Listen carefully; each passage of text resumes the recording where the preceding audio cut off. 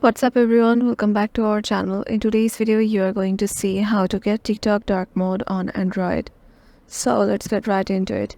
To make your TikTok in dark mode, head over to your TikTok application and then just go to your profile by clicking the profile icon on the lower right corner, and then there go to the three lines icon on the upper right corner, and then goes the layout of TikTok Studio, my QR code, and settings and privacy. Head over to settings and privacy.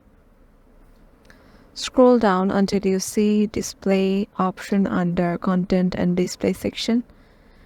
Then there are two options of light and dark. Just change your option to dark, and then just at the moment your TikTok application will be changed to dark mode.